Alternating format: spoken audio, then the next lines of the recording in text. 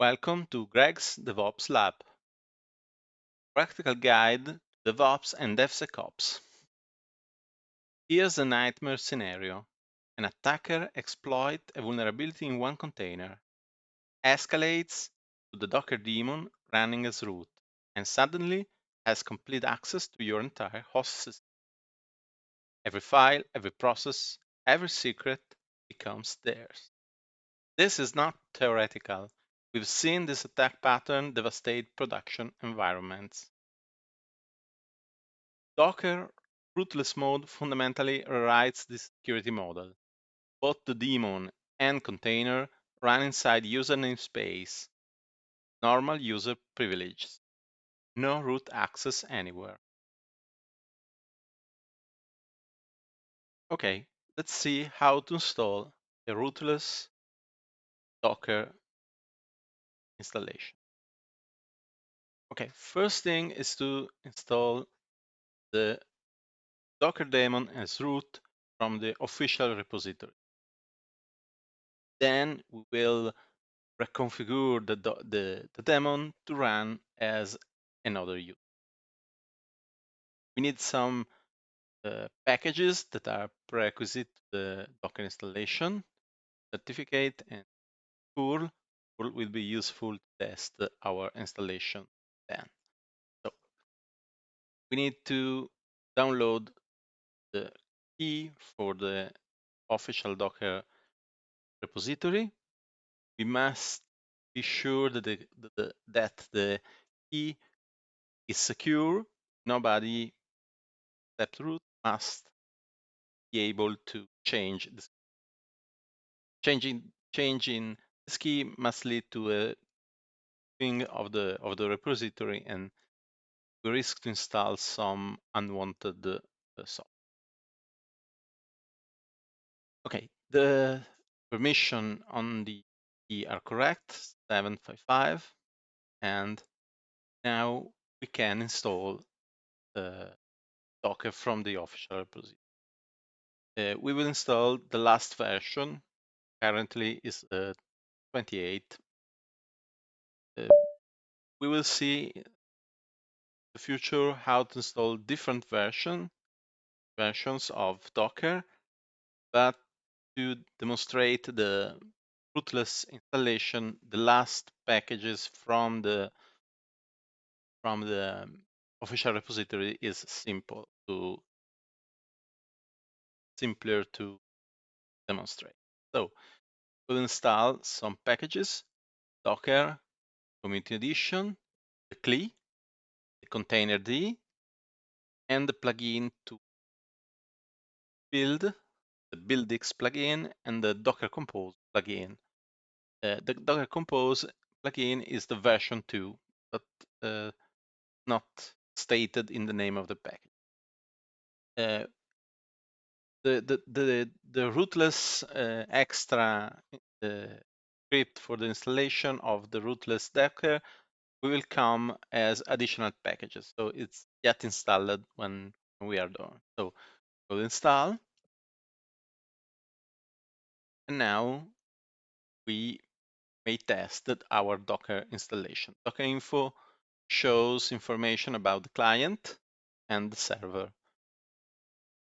All is correct in place, so we can run a small container that demonstrate the Docker functionality, and okay, it's all set up.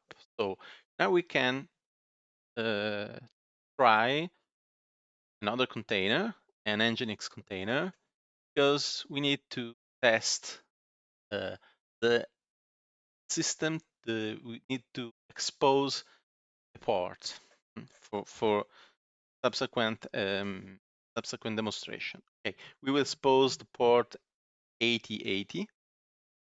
Nginx starts. It's showing to us the log, and with curl can try to access this container, access the exposed port, and test if it's all okay. Yes, correctly installed. Very good. No, we ended the installation of the Docker as root.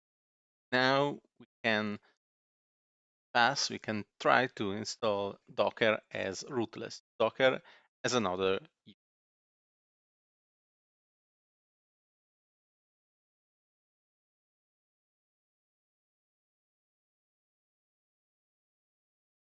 Okay, we need to install. Okay. Now we install some packages that are need to remap the user space. So first is uidmap that is already installed in the Ubuntu, in this Ubuntu version, and the dbus user sessions that is uh, yet installed too. Okay.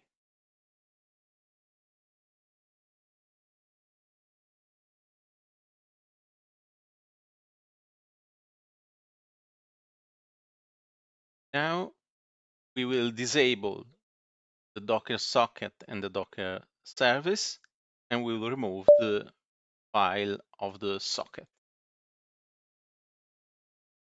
So we disable completely the Docker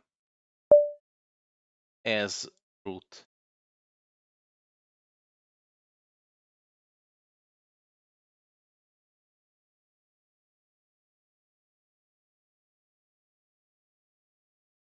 Now we install systemd container. That is a system that helps us with installation, so we can run the subsequent installation as the new user. The new user is GitLab. The name is GitLab because we need this user for next video. Okay, we will set a password. We will not use password, probably.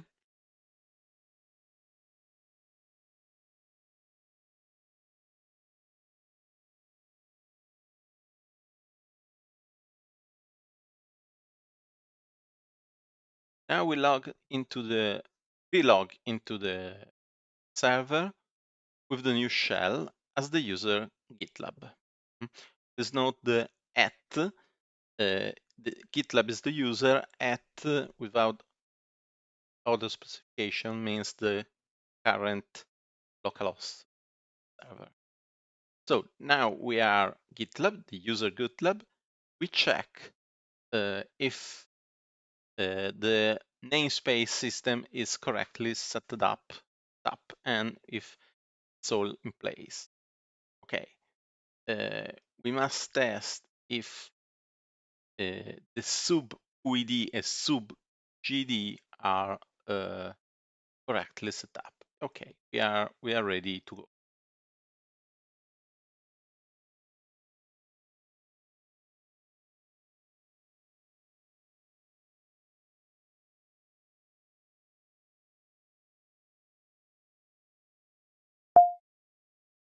Now we can launch the installation as user space as the new user. And check if the environment is correct. Yes, correct. All requirements are satisfied. Now we can launch the install. A recommendation, we must check if the path has the user bin folder, and we better set up a Docker host environment variable, point to the socket, to the file socket for this user. This must be added in the bash rc file, so we will launch it every time we will make login as this user. Okay, we reread bash rc. We see if the variable is set. Yes. Now we open tmux to show the container output and check that we will do for verify that all is correctly working. Okay, so we log in with the same system again into the machine as GitLab, and we run a Nginx container. It's a test now, so we give him a name web. So let's go. The image is not yet downloaded. So he's pulling it, he's launching it, and now we can test with curl if the service is available on the port 8080. Okay, we are good. All it's set up correctly. Now we need to do some other configuration, because we need that when we will restart the server, the same environment will be set up. So we must start the Docker daemon and Docker service as user, and we must enable them for that use. Same procedure that systemd as root, but with the switch for the user.